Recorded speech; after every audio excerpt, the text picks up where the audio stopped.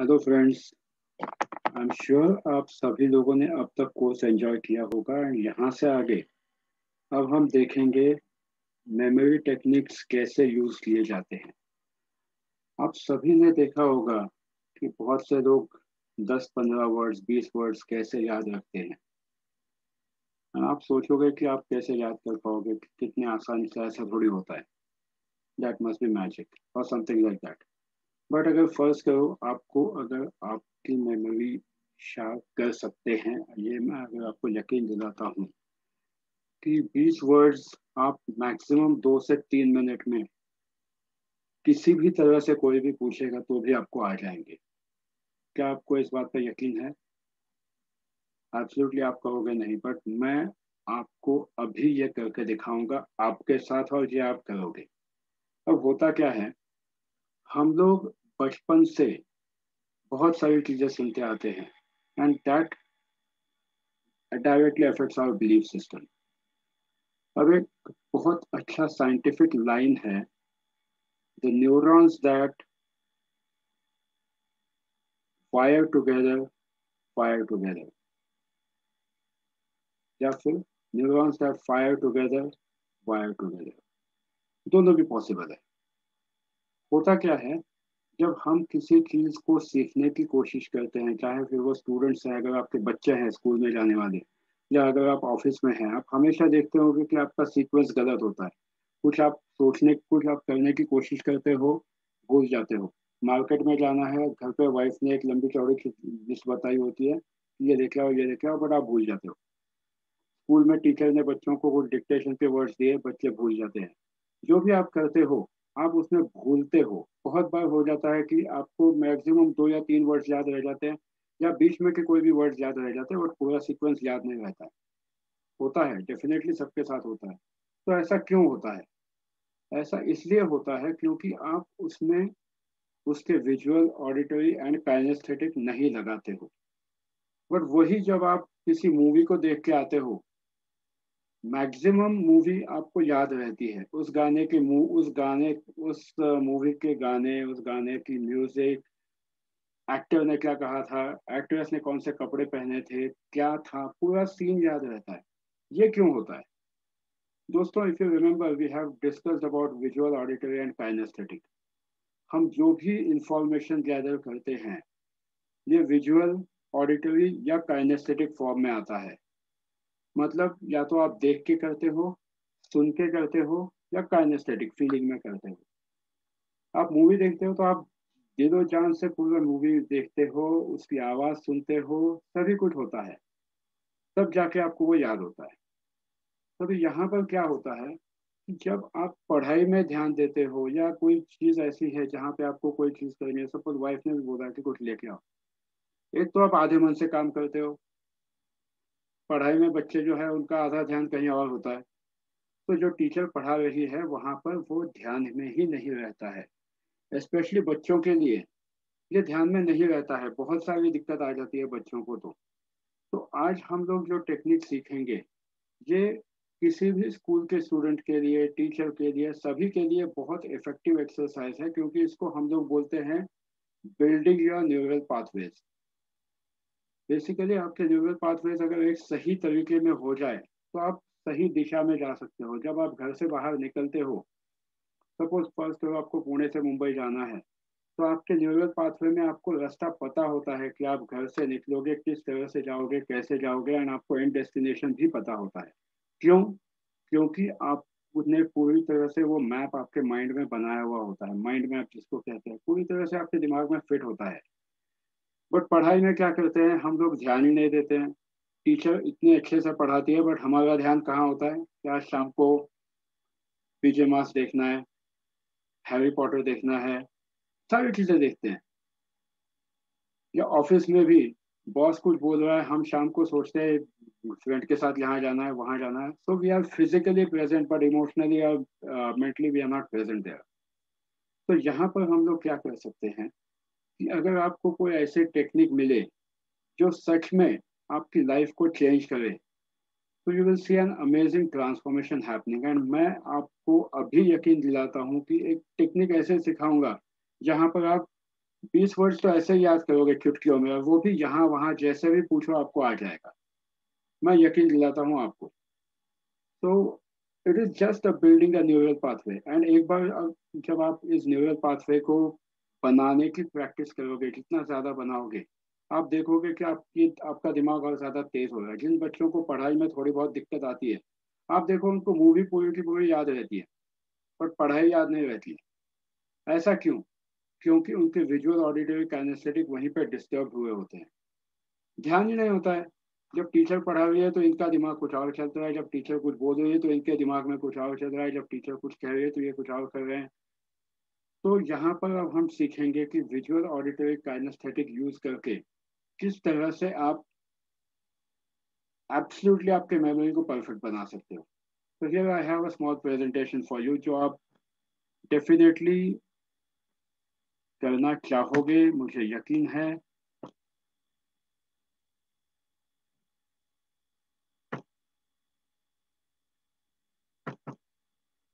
Okay, तो अब मैं यहाँ पे आपको 20 वर्ड्स देने वाला हूँ। यहाँ पर देखिए, with every click, and, lake, elephant, mobile, Spiderman, rainbow, cup, biscuit, TV, fridge, laptop, Alia Bhatt, dog, basket, market, Akshay Kumar and Harpic. अब ये 20 वर्ड्स है, मैंने आपके लिए सामने रखे हुए हैं। आपको क्या लगता है आप कितनी देर में ये 20 वर्ड्स को याद कर पाओगे? वो भी सीक्वेंशियली आपको याद करना है, एक भी वर्ड यहाँ का वहाँ नहीं होना चाहिए। बट जब मैं आपसे पूछूंगा कि स्पाइडरमैन के बाद क्या है, एलिफेंट के बाद क्या है, आलिया भट्ट के बाद क्या है, तो आपको याद होगा, इस बात को मैं आपको यकीन दिलाता हूँ। बट अभी कितनों को लगता है कि ये अब आप 20 वर्ड्स सीधे उल्टे पूरी तरह से याद हो जाएंगे? खुद पे अभी भी डाउट है? डाउट मत कीजिए, मैं आपको यकीन दिलाता हूँ, सारे बच्चों को या जो भी ये लोग कोर्स देख रहे हैं, सबको यकीन दिलाता हूँ that you will be able to remember each and every word if we go through the technique which I am explaining you to remember the things. तो चलिए वापस शुरू करते हैं। अब आपकी आंखें बंद कर दीजिए, बिल्कुल बंद कर दीजिए। Now I will explain you the technique. आंखें बंद करके सबसे पहले देखिए एंट, चींटी। आंखें बंद करके देखिए कि चींटी जो है वो आपके सामने है। वो एक तालाब के किनारे से, लेक के किनारे से जा रही है। वहां पर वो तालाब में गिर जाती है, बचाओ बचाओ चिल्लाना शुरू करती है, तो वहां से एक एलिफेंट आता है उसे बचाने के लिए। एलिफेंट बचाने के लिए आता है तो वो क्या करता है, अपनी जेब में से मोबाइल निकालता है और फोन करता है। फोन किसको करता है? He calls a Spiderman. अब बचपन से आपने देखा है स्पाइडरमैन, स्पाइडरमैन के हाथ में से वो जुक करके नेट निकलता है, बट नेट, यहाँ पे नेट नहीं निकलेगा, यहाँ पर रेनबो निकलेगा। तो हमने फर्स्ट 5 वर्ड्स कौन से देखे? Ant, lake, elephant, mobile, Spiderman, rainbow. अब ये जो रेनबो है, इस रेनबो में, अपने इस रेनबो में, इस भाई साहब में कलर्स नहीं है, इसमें से नीचे कप गिरने शुरू हो जाते हैं। और इस कप में जो है आपके फेवरेट बिस्किट्स हैं। बस आप देखते रहिए कि किस तरह से वो कप में से बिस्किट्स गिरने लगे हैं। अब ये बिस्किट जो है वो कहाँ जाके गिर रहे हैं? ये सीधे जाके आपके घर में जो बेडरूम है, बेडरूम में या हॉल में जहाँ पे टीवी होगा, उस टीवी पर जाकर ये हिट होने लगे हैं। एंड जैसे ही टीवी पे हिट हो रहा है, उस टीवी का कन्वर्ट, वो टीवी जो है वो कन्वर्ट हो रहा है एक फ्रिज में, रेफ्रिजरेटर में। जितना वाइडली आप विजुअलाइज करोगे, उतना ज्यादा आपके ध्यान में आएगा। तो वो रेफ्रिजरेटर बन रहा है। फिर आप जाते हो, रेफ्रिजरेटर खोल के देखते हो, तो वहां देखते हो कि आपकी मम्मी ने रेफ्रिजरेटर की जगह, रेफ्रिजरेटर में सब्जियों की जगह लैपटॉप रखा हुआ है। तो अब अपने कौन कौन से वर्ड्स आ गए? And, lake, elephant, mobile, Spiderman, rainbow, cup, TV,